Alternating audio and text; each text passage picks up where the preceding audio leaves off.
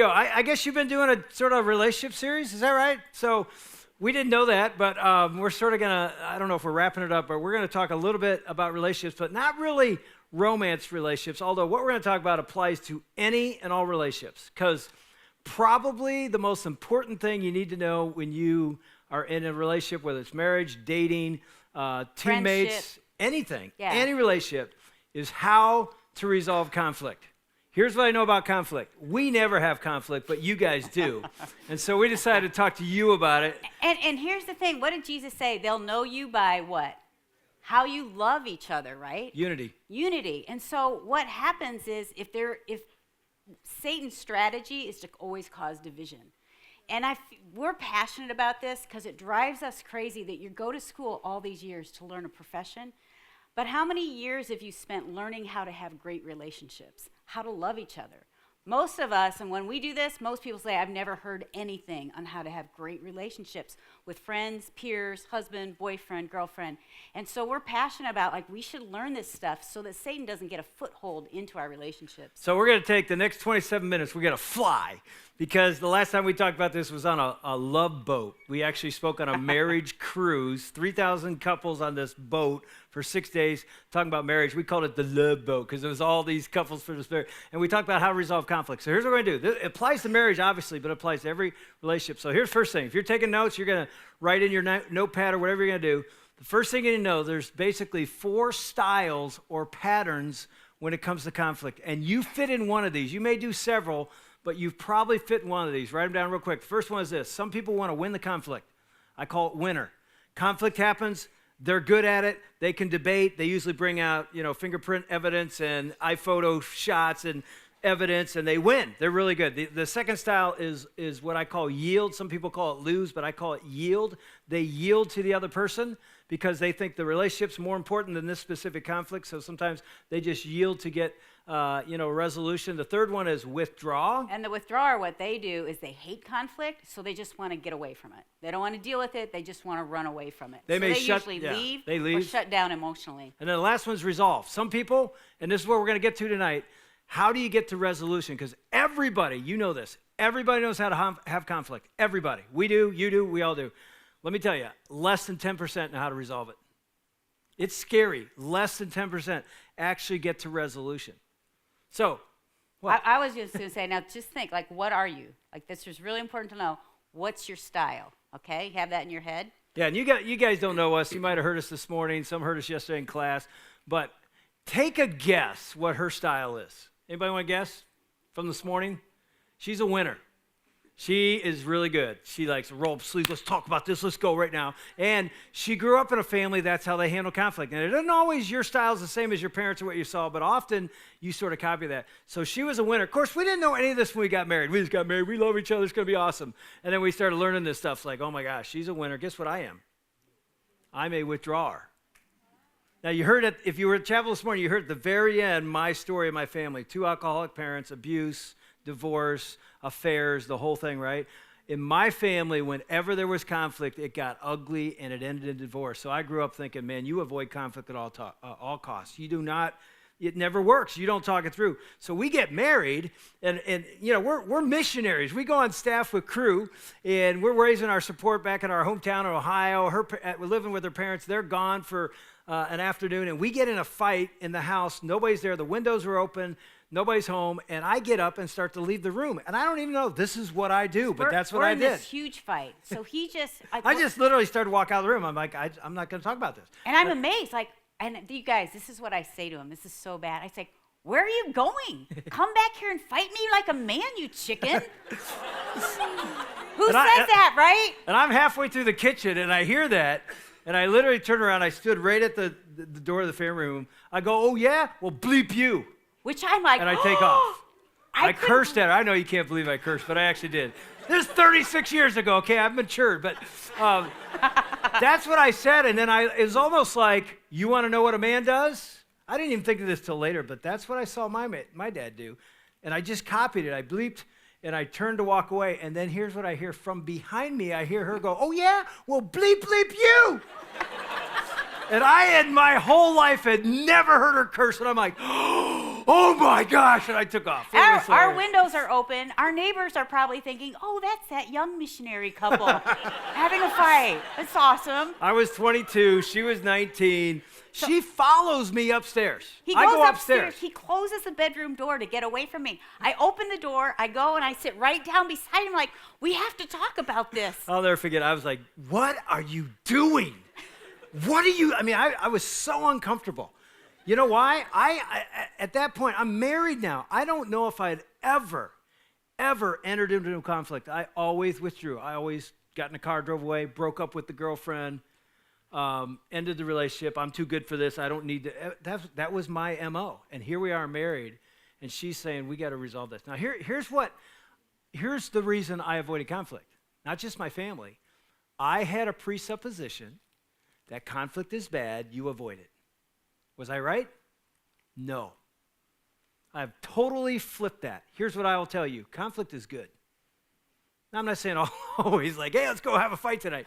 I'm not saying that. But I'm saying, man, if you learn some things, even tonight, and we're going to fly really fast, and learn how to resolve conflict, you will get to a place in your relationships, romantic relationships, teammates, classmates, family, better than you've ever been in your life if you will do that. We called it our church, man, and our staff was like, let's roll up the sleeves and go.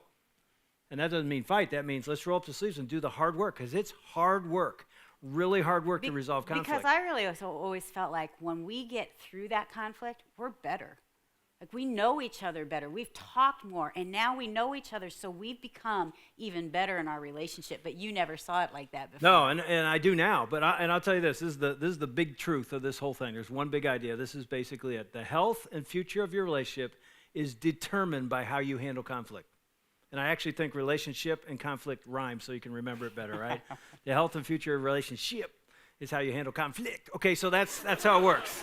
That's how I preach. I always want it to rhyme. But here's the thing. Some of you know the marriage writer, probably the foremost expert in the country, John Gottman. He's the guy that can spend 15 minutes with a couple and watch them fight and tell you if they're going to make it or not, and he's 98% accurate. 15 minutes. He watches them try to resolve conflict, and he says, they're going to make it, they're not going to make it. He's true right almost all the time. The most important thing for the future and the health of any relationship you have, marriage relationship, friendship, you name it, is how you handle conflict. So here we're going to go. We're going to give you 5 S's. They all start with letter S, and they're 2-word statements, 5 principles. I hope we can get actually all of them done. We'll try our best, but here they are. The first one you need to know, if you're going to resolve conflict, the first S is this: shut up. Write it down. You're thinking, what else? That's it. Shut up. What do I mean? Shut up and listen. Because often in a conflict, we don't listen. Like what I'm doing right now. I'm not letting her talk. I'm talking. And that's what you do in a conflict. You talk. And when they're talking, all you're doing is you're not even listening. You're just like, would you shut up? You shut up. And you try to jump in. It's like, no, you got to shut up. Don't say a word. Focus in. Turn the phone off. Turn the TV off. Look them in the eye and try to listen for what? The real issue, because the issue is usually behind the problem they're talking about. It may be that, but it's probably something behind that. If you don't listen well, you won't even catch it. So you guys have heard James 1:19, but listen to it now. My dear brothers and sisters, take note of this. Everyone should be quick to what? Listen, slow to speak, and slow to become angry. What if we lived that out? Honestly, what if we lived it out that we were slow in getting angry, but we were quick to listen? 2 ears, 1 mouth. That should be the ratio. Literally, should be. We should listen twice as much as we speak. Now, do we need to speak in conflict? Yeah, that's the 3rd S. Don't write it down yet. We're going to get there. But the first thing we need to do is shut up, close our mouths, don't try to make our point, try and really listen. And by the way, a lot of listening is not just what they're saying, it's how they're standing, their posture, their tone of voice. All that is communicating something beyond just the words. Because here's the truth, because we've raised 3 sons, and I'm married to Dave, I realized that a lot of times Dave would come home, he wouldn't even tell me what he's feeling. Like if I was upset, I would be verbalizing it, or I would be crying. I've never come home and Dave's sitting on the couch like, I had the worst day. He just doesn't do that, but he gets quiet, he gets moody, or else he's angry and snappy. So I should be thinking not, what is your problem? Why are you being a jerk? I should be thinking, what happened and what's the underlying issue? Why are you acting like that? So I'll tell you a quick story. I was preaching at our church, I don't know, years ago. I know how long ago because our two sons were with you. I'm standing outside our church. It's right before our last service. We do multiple services on the weekend. So I'm standing outside. It's a cold sort of spring day in Michigan. I'm sort of welcoming people in the front door. Hey, welcome to Kensington. How you doing? How you doing? I see Ann pull up, and there's a parking spot right by the front door. She whips into it real quick. She's late. She and two of our sons get out. Austin was, 16? Cody, that means he's 14. They come running up. And they're all excited because they got a really good parking spot by the front door. Well, yeah, because here's what happened. So I'm late because our kids are teenagers and we're late. So I pull in. She's blaming the kids. You hear that? Do you notice that?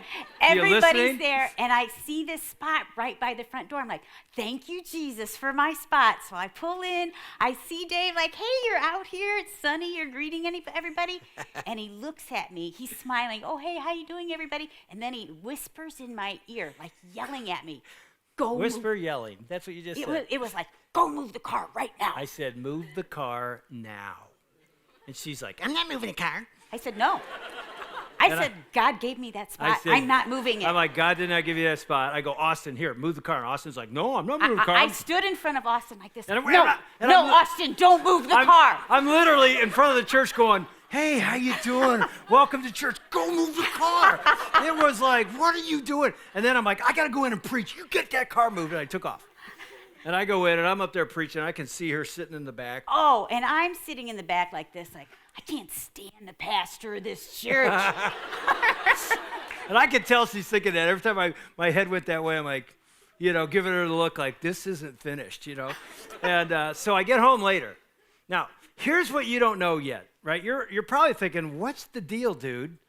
Why are you asking her to move the car? Okay, I'm going to give you my side of the story, right? It's no good. It's good. It's the truth, and this is the reality. We started our church 25 years ago, so we're the founders, right? And when you're the founders of a church, you get to set the values. I'm not saying it's right or wrong, but one of our core values to this day, 26 years later, is we leave the best parking spots in the church for the unchurched that aren't there. We leave them. Our members, literally, we have, raise your right hand. I'm going to park across the street. I'm going to park in the back. There's no Pastor Wilson spot by the front door. I'm not saying churches can't do that. We just don't. Those spots are left for the people that we are trying to reach. They were already there. They were not there. They were already there. I was late, and so they were already inside. So my wife, the pastor's wife, takes the best spot. I'm like, no, you've got to move the car. Okay, anybody with me? Nobody's with me. Look at the guys are. The guys are. Look at some of them are. Yeah. Okay. I got one. All right, we're not done yet. You keep going. Okay. All right. So I get home after preaching, right? And sometimes conflicts are going for hours. That doesn't always happen. We couldn't resolve it then. Yeah, we could. So I walk in the door. I mean, I'm not kidding. I walk in the door after that last service. I walk in. The second I see her in the kitchen, I'm like, I cannot believe you parked there. What are you thinking? So we start yelling at each other. We don't yell often, but we were yelling then. We speak around the country on this stuff, so we're experts. We know the skills, but we didn't care at that point. We're just yelling at each other, and so I'm like, oh my gosh, I can't believe you're so angry about it. And by the way, neither one of us are listening at all. Or shutting up, the very first principle I'm telling you. And so it gets so bad that my son Cody, he's now on our staff, okay? So he's 25, married. He was 14, baby. Yeah. He's sitting at the end of the kitchen table. I'm at the other end. We're going at it. And Cody goes like this. He goes, hey, Dad, don't you and Mom speak around the country on how to resolve conflict? And I go, yeah. He goes, could you maybe show me? Maybe you could do it. This isn't looking real good. And I remember going, you sit right there, young man. You watch this whole thing. And so I go at it. And she actually leaves and goes upstairs. I was so mad. And I was like, yeah, you should. You're wrong. Go upstairs. So, and I ended up going upstairs. Do you do this, like the fight's going on, and you're building your case in your head? You know what I mean? Like you're going through, this is what I'm saying, and this is why I'm so right. So I come downstairs, I come down, it's like, all right, here it is. So he's sitting there like, here's the truth. I do everything around here.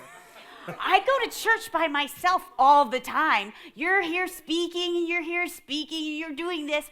I'm here at home mowing the grass, and I'm fixing the cars, and I'm changing the oil. I snowboard, and I wakeboard just to be with the guys, and I'm cleaning, and I'm doing your laundry. And if one time there's a spot that Jesus gives me, I should get to park there. Right? Yes, girl!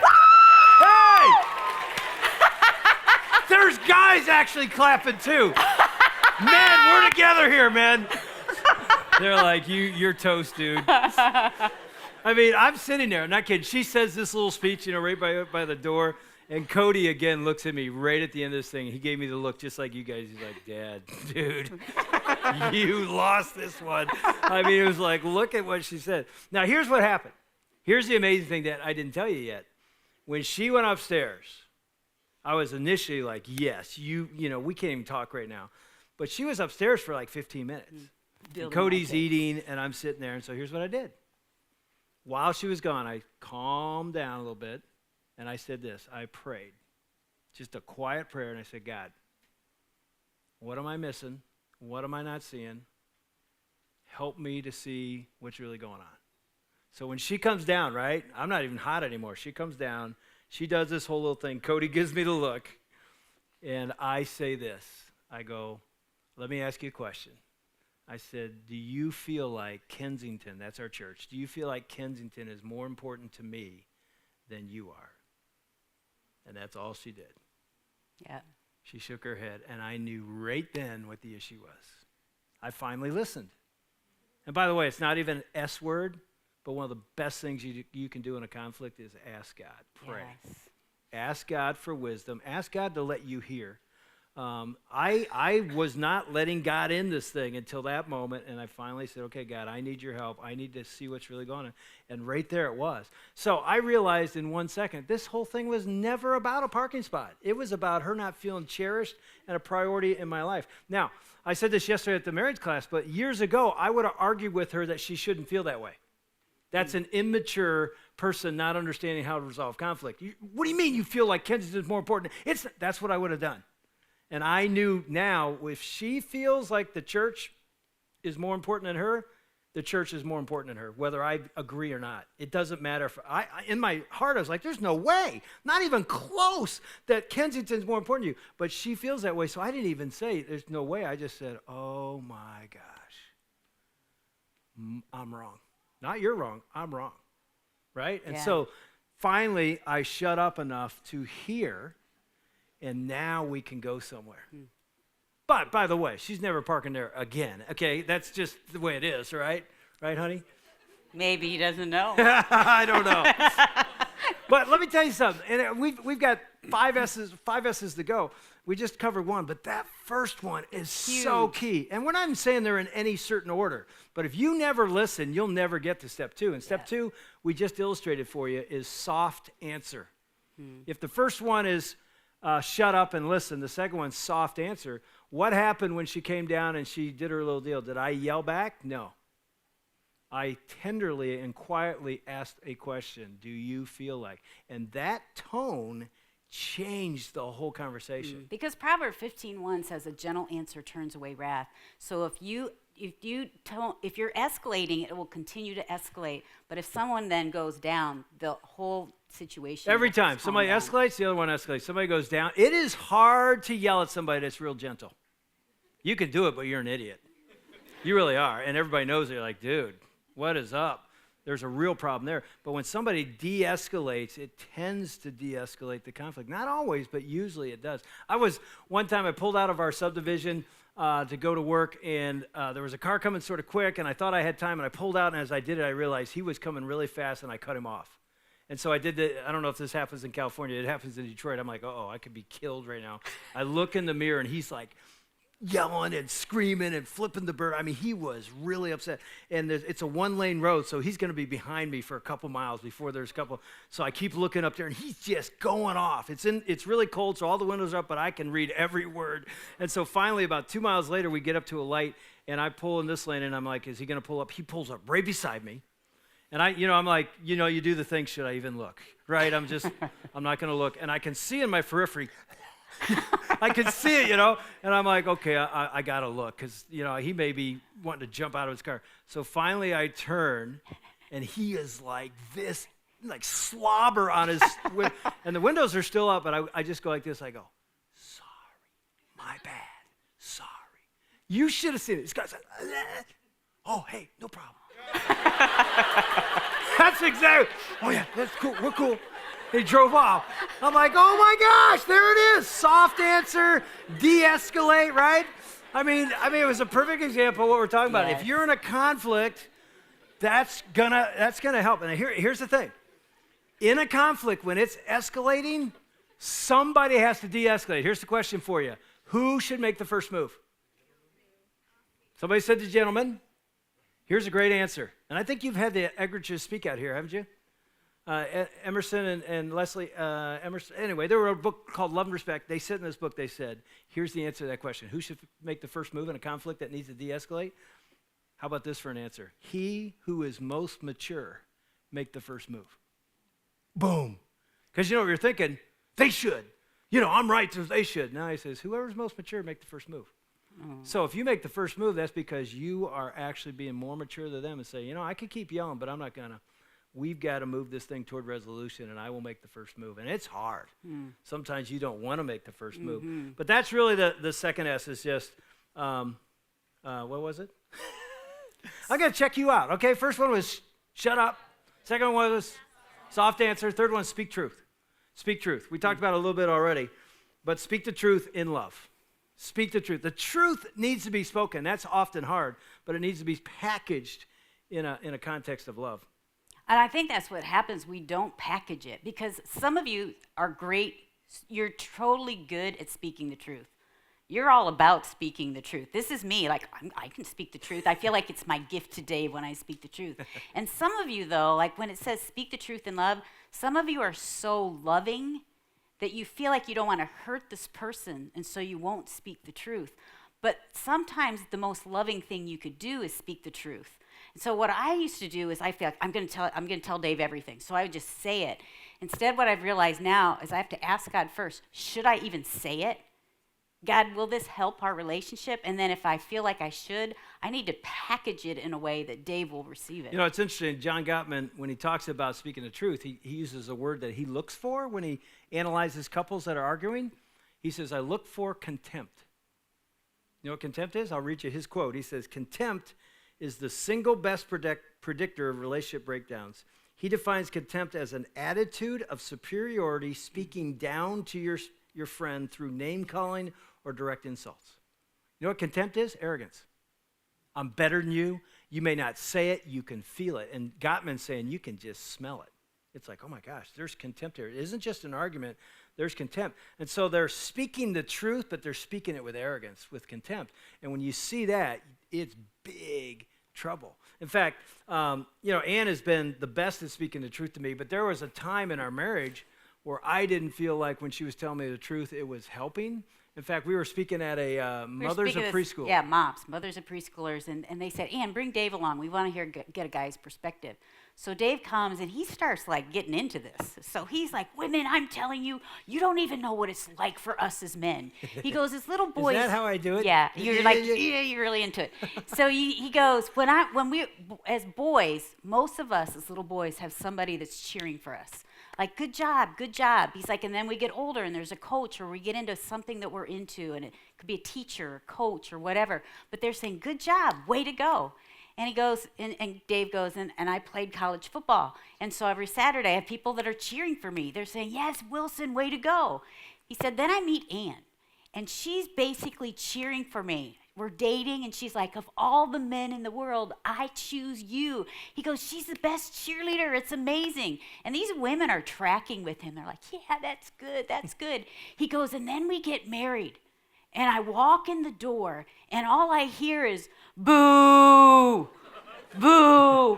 I'm sitting there like, what are you talking about? It was bad. I didn't tell her. I didn't even know I was going to say this. I was starting to say it's like, oh, this is exactly how I feel. And I go, boo, boo. And I look over, and she's like, what? I'm like, oh, we're in trouble. When I get in the car. Wait, so I have never heard him say that ever before. So he gets in the car. I'm like, what was that? He goes, I don't know. It just came out. I guess it's like what I feel. It was God speaking through me. That's so what I said, do you feel like I boo you? And here, you guys, this is what I said. I am helping you. Like, honestly, like, these people don't know you, honey. Like, I am helping you to be better. And he's like, yeah, it doesn't really feel like help. And what I realized was I was continually thought I was helping him I'm speaking the truth to you. But all he heard was boo. So even in your relationships, what are you doing in your relationships? Are you cheering each other on? Are you applauding them? Because you know who applauds you? God. He looks at you and is like, look at my masterpiece. He's clapping for you, cheering for you. But so often we don't even listen to God. We listen to the applause of our peers or friends. And God is saying, I am cheering for you. So for me, I didn't realize that for Dave, he walked in the house and felt like a failure because I was continually critiquing him. And I tell you what, we don't have time to get into it. We talk about this a lot in marriage, but, number one need of a man is respect. And I felt disrespected. She changed 15 years ago maybe, and really started to be my biggest cheerleader, started to speak how great I am even when I'm not. She would say, man, you are unbelievable this, and I'm thinking, no, I wasn't. I was actually pretty bad at it. But she kept saying it, and I'm like, she's not just saying that to try and, impress me. She actually sees something in me I don't even see in myself. And I'll just tell you women something. When you praise a man, every guy in this room, including me, are little boys longing to be praised. I don't care how old we are longing to be praised. And when a woman praises us, we rise up to be the man she says we are. I don't know how to explain it, but that's how you change a man. You don't change a man by control or contempt or telling him what he's bad at. You tell him what he's good at, and he becomes great. And it's probably the same for women, isn't it? It is. The praise of another person, it's truth spoken in love. You know what I'm saying? And it literally changed our marriage. And I would even really encourage you, do you sit with God long enough to hear him applauding you? To hear his words? Because if you're hearing negative words, if you're hearing any booing from God, I'm going to tell you that is not God. Because he doesn't boo you, he applauds you. So, yeah. Okay. And I would only say this other side of speaking the truth is, and it's real important, but I don't have a lot of time to develop it, but you also need to hear the truth. What that means is most of the time when somebody who loves you tells you the truth, that's hard truth, all of us, I was going to say some of us, all of us get defensive.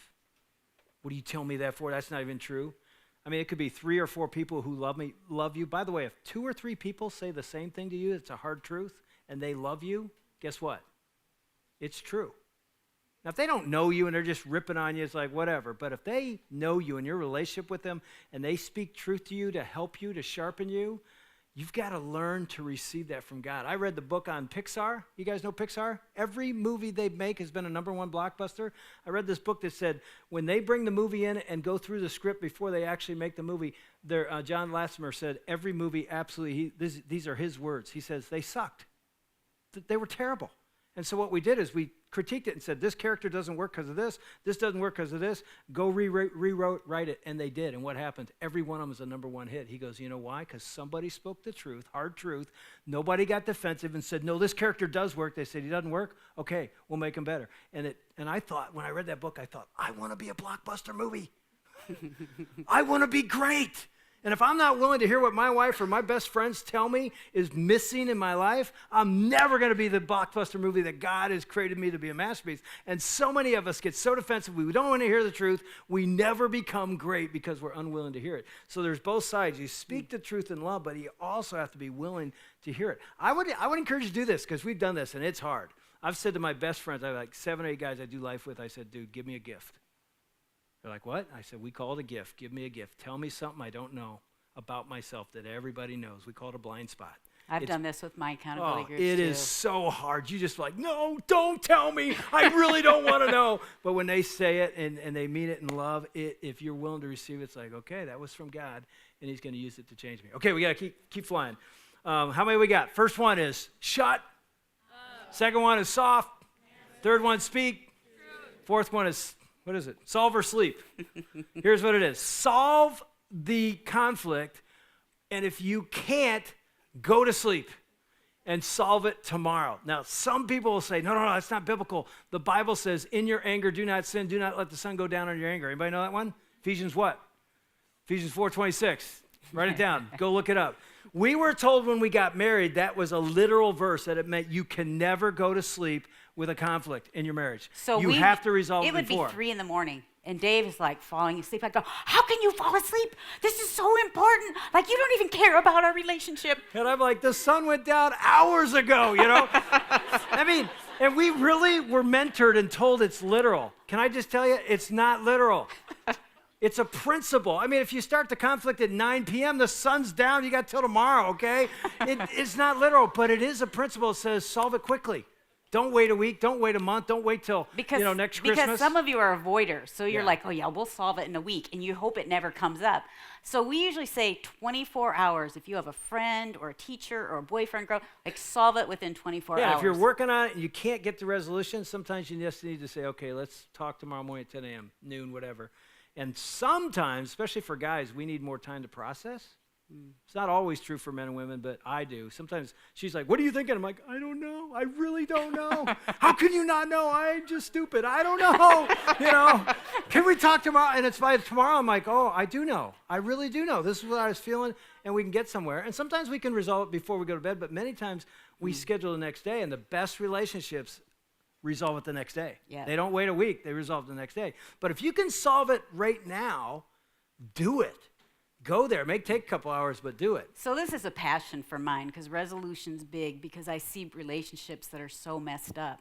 So our oldest son had turned 13, and we get in a fight before school. And I blow up, and I'm like, oh my gosh, you can do nothing for the entire week. An entire year.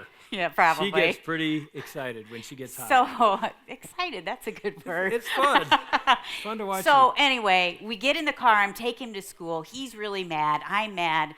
And then I'm calmed down, and I look at him, I go, CJ, I'm sorry. Like, I totally blew up. That was wrong. Will you forgive me? And he sits there like this. And I said, what are you feeling? Are you mad at me? He just sits there. And so we get to the school, and I said, hey, now don't get out of the car. I want to talk to you. Like, don't just shut down. I want to talk to you. He looks at me, he opens the car door, and he just walks in. And now I'm like, oh my gosh. I'm the resolution person, so I'm all worked up, like, should I go in and get him and take him out to breakfast? I'm like, no, he'd do this every morning. So I'm in a line, and so they're all beeping. So I'm going home. I'm like, what am I going to do? This is terrible. And here's the thing I realize what we do in anger. We try to solve it or conflict. We try to solve it ourselves. Why don't we go to God first? Because what does he say in James? If any of you lacks wisdom, let him ask of God, who gives generously. And so I have nowhere to go, so I'm like, Jesus, I don't know what to do. Like, I don't even know how to do this. I know how to work this with Dave now, but how do I do it with my kids? And he gives me this picture, because God hears those prayers, and he wants to answer. So I go home, I get a sheet of paper, and I write down I draw the picture God gave me. He gives me a stick figure of a girl, and it gives me a stick figure of a guy. We didn't put it on PowerPoint, but there's this picture from God. Okay, it's very She artistic. thinks it's from God, but that's it, right? That's what she drew. And then there's just a box, right? Stick figure woman, stick figure boy, brick in the middle, okay? That's all it is. So right? then. That's from God, all right? And it actually was. Can you see it? It doesn't matter. You get it. Okay, Right. so CJ comes home, goes upstairs. I put it on his desk where he studies. He goes home. He comes downstairs with this picture. He goes, Mom, what is this? And I said, oh, that's what God gave me today. He's like, wow.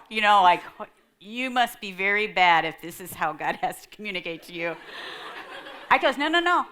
He goes, so what is it? I said, well, the woman is me, and the guy is you, and that's a brick between us. He goes, I don't even get what you're saying. I said, that brick is the fight that we had today. He's like, I'm not even mad about that. That was dumb. It's like, I'm over it. I said, I'm over it too. I'm not mad. But that doesn't mean that brick in the fight is resolved. It means we're not mad that it's there any longer. And I go, and let me tell you, Dad and I speak all over the country to people that have been married 5 months and 50 years. And they have a fight, and they create a brick. They don't resolve the brick. And then they have another fight, and they create another brick, and they put it on top of that one. And I said, and pretty soon they have brick after brick after brick, and there are so many that they can't even talk to each other anymore because there's this wall of unresolved conflict. And I said, and I see moms and dads with their kids that can't even talk anymore because there's so much unresolved anger, disappointment, issues, that there's no relationship. And he goes, so how do we get rid of the brick? So we went through a lot of this stuff. And I told him what I was feeling. I apologized. I said, what are you mad? Like, tell me what was going on. We talked about that. We weren't angry. We talked about it, and I got out, and then we prayed, and I asked him to forgive me, said I was sorry. He did the same, and I got out my eraser, my pencil, and I erased the brick, and I said, let's promise that we never have any bricks in our relationship. And so when I look at you guys, I wonder, like, how are you? Do you have bricks? Do you know how to get rid of them? Even with God. Sometimes we're so disappointed and God's let us down and we haven't even talked to God about it. And I feel like it's so important for us because when you have those bricks, Satan gets a foothold in there. And then he creates walls. And you look at the church today and how there's so much division. And it probably is, it's sad, isn't it? And God wants to heal us and get rid of that. Yeah, a lot. We've been pastoring 35 years. A lot of division in the church is so sad. We don't know how to do this. We can pray a big deal. We can pretend, but to resolve conflict, to have unity is God ordained, inspired, powered, and you have to have the guts to go make the phone call, walk over. You may have somebody in this room, and you're thinking, they need to come to me. No, you, who is most mature, initiate. And they may not respond, but you do everything in your power to resolve this thing and get to the next S, and we're out of time, so we'll do this real quick. Seek forgiveness. And it's really seek/grant forgiveness. So if you're the one that has offended a brother, a sister, you go. And you apologize and you own up to your responsibility of what you did wrong, what you gossiped about them to somebody wrong. You have to go to them and say, I realize what I said hurt you. What I said was wrong.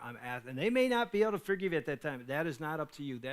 You need to go seek and ask.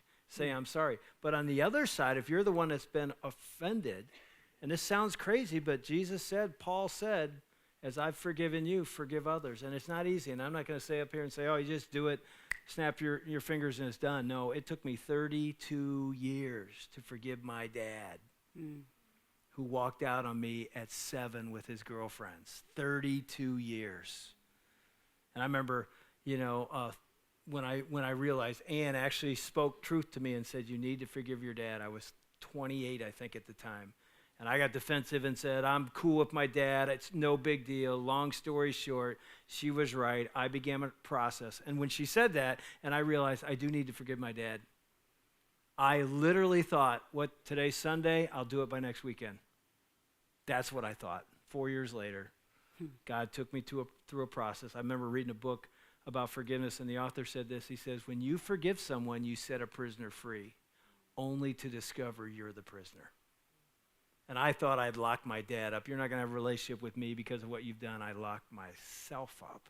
And I was not able to become a man of God because I was locked up in bitterness toward my dad. And when God gave me the power to forgive my dad, I tell the guys at my church, I became a man at age 32 because I was a boy until the day I was able to forgive my dad. And again, when I say I couldn't even do it. God's Spirit through me did it, and that's the last S. I'm adding one more.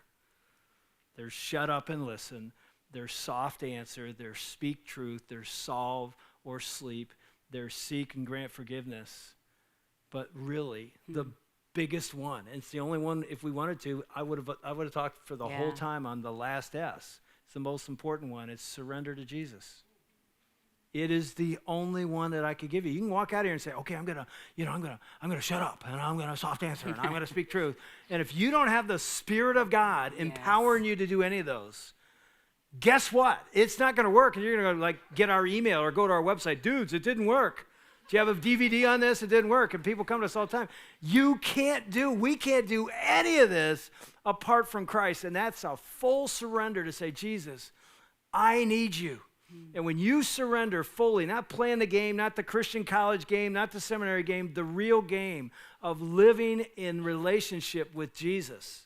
We're going to worship him now in a minute. Come on up, band. We're going to worship him and surrender him even through worship singing. But But when you live there, totally surrendered to him, what's he do? He gives you a power you don't have to be a man or woman you can't be and to live out this conflict stuff. I mean, that, honestly, for Dave and I, we've been walking with Jesus for 35 years. You guys, it's better than it's ever been. And we feel like we don't want you to miss it. When you are surrendered to him and you have the power of God's Spirit, you have the King of the universe living in you.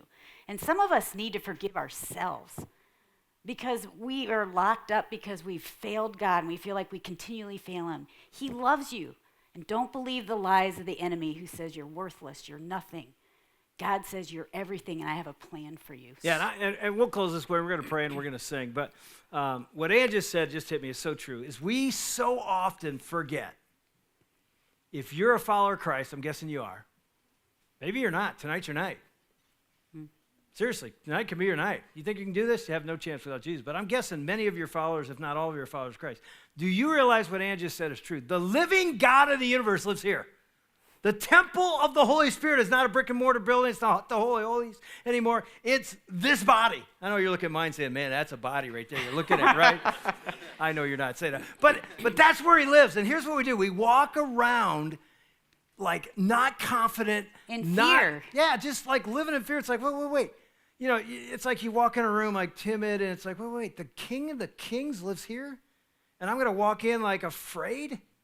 That's why I love that song I quoted. I'm no longer. It's like, that's who I am. I'm no longer a slave to fear. I am a child of God. So that means I can step into this relationship. What? I used to be dead. Now I'm alive. I used to have no hope. Now I have hope. I used to have no joy. I have joy. I used to have no power. I have power. In me, no. The God of the universe lives in me. That means I live confidently, not arrogantly, confidently. The kingdom of God goes everywhere I go. So I step into this relationship. It's like the kingdom of God is here.